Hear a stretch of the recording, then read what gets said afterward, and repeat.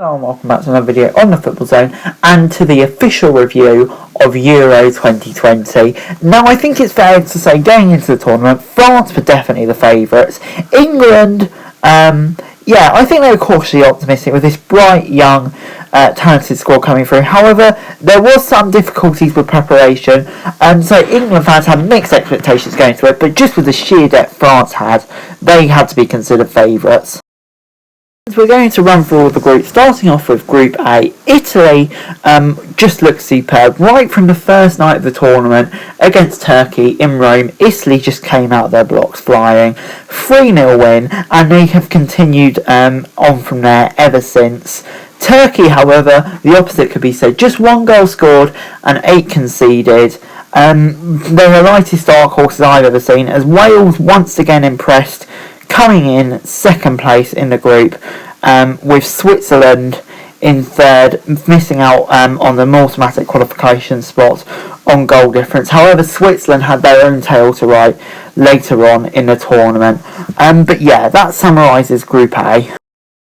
Moving on to Group B, and of course this group was overshadowed with the horrific events that happened in the opening round in the game between Denmark and Finland, where Christian Eriksen suffered a cardiac arrest but thankfully survived. And for me and for everyone, that will be the best part of this tournament, seeing Christian Eriksen healthy once again. But onto the football, and Belgium, you have to say, they absolutely destroyed this group, picking up wins in every game and having goal difference of +6. However, behind them it was a lot closer. Denmark, Finland and Russia. Denmark with no points going into the last game, absolutely thrashed Russia to go through, and it was just so pleasing to see.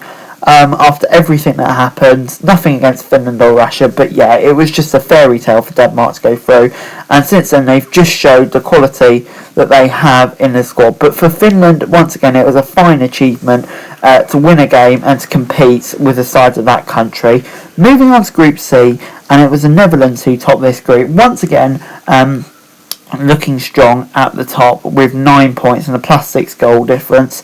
However, in the knockout stages they faltered, and in between them it was Austria, Ukraine and North Macedonia. Austria with 6 points, beating Ukraine to secure that second position, and yeah, it kind of just was between those two to secure that last place, with North Macedonia in 4th.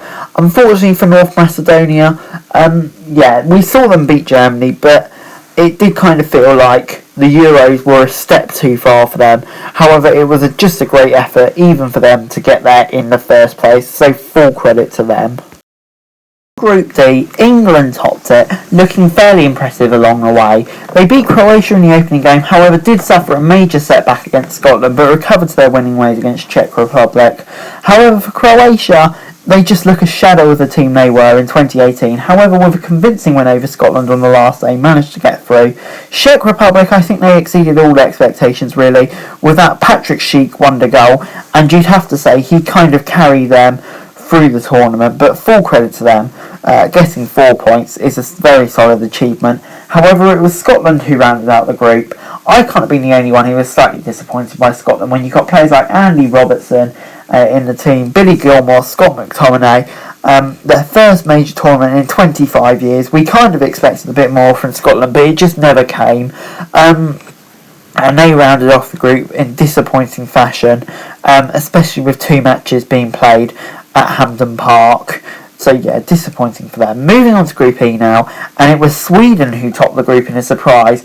I think if you had asked 100 people, at least 95 of them would have tipped Spain to top that group.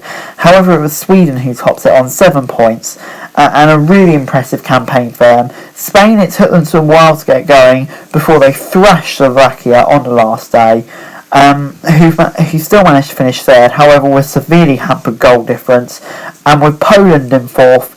For me, they were the big disappointments of this group. When you've got players like Robert Lewandowski, who you could argue kind of went missing in some stage of this tournament, just really disappointing for them.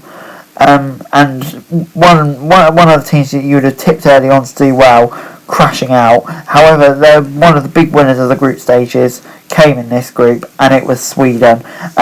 with Spain kind of losing out. However, they did, of course, manage to make it to the semi-final stage. And moving on to Group F, it was France who topped the group ahead of Germany, Portugal and Hungary.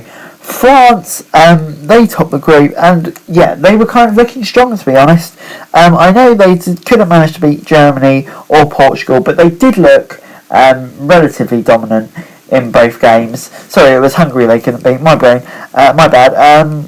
Yeah, but they still did look fairly strong, and I think in most people's eyes were still the favourites to win the competition. You had Germany and Portugal, who all looked a bit up and down. You saw what Portugal could do in that final 10 minutes of the Hungary game, where they really turned it on, and Germany against Portugal. But yeah, neither team really looked a complete package, to be honest, with Hungary in fourth, and I think Hungary deserve a lot of credit, because what they did in winning those games, drawing with two of their opponents in the group of death, for me is a very, very impressive achievement. And now moving on to the knockout stages in the round of 16.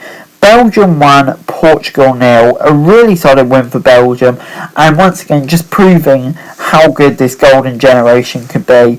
And then you had Italy putting a shadow performance, shadowing themselves previously. A 2-1 win over Austria, which I think was quite disappointing. However, they did manage to sneak through. However, the big shock of the round came when France were knocked out in an absolutely shocking result. Yeah, I just still can't believe it, to be honest. The pre-tournament favourites just crashing on it like that was so disappointing, and of all people to miss it had to be Kylian Mbappe. Sweden won Ukraine 2. For me, this was a huge disappointment for Sweden after topping the group and looking so promising, especially when you had Spain demolishing Croatia 3-5. Spain scoring 5 goals in 2 successive tournament games is very impressive. And then for me, the other shock of the round of 16, Czech Republic knocking out Netherlands. Netherlands just really never looked the same once they went down to 10 men, and a massive disappointment for Frank de Boer's men. And for me, you have to question Frank de Boer.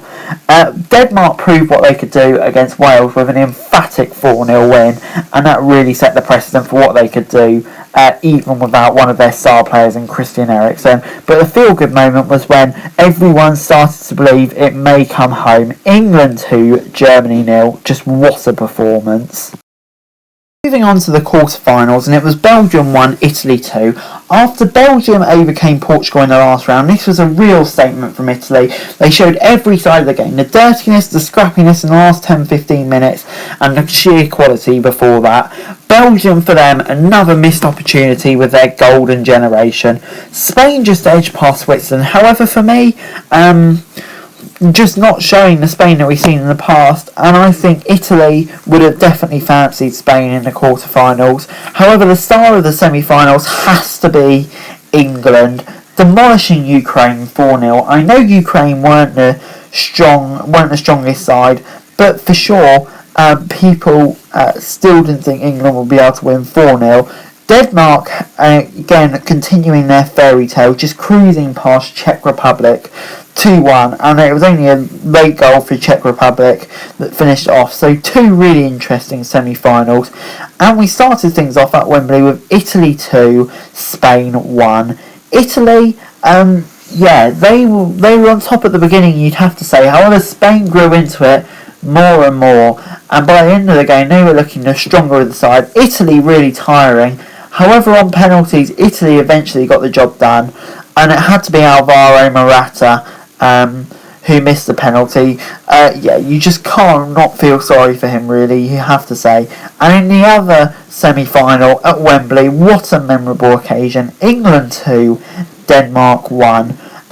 When England went behind, I think everyone was beginning to think this was typical England once again. They were going to blow it, they were going to boss it.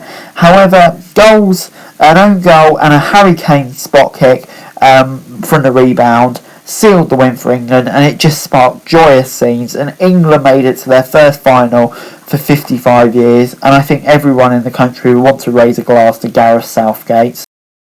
And then it was the final. Could England have got off to a better start than they did? Luke Shaw scoring the goal in the second minute to give England a dream lead. And in the first bit of the first half, you'd have to say they were comfortable. However, Italy did come pushing. Leonardo Bonucci with the equaliser in the 67th minute. And then there was tension. Italy was slightly on top. However, neither team could find the goal to give them the Euro. So we went to penalties. And Belotti missed for Italy, his second round of penalties. I think all fans were starting dreaming. Then Rashford and Sancho missed one. The tide had turned. Jorginho missing one next. Surely that could be the turning point.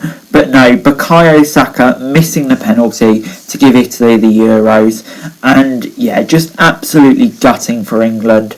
But yeah, I just can't help but feel that this team could have won that match. Really just taking advantage when Italy were on the back foot early on, and kind of sitting back early on, you could argue, cost England.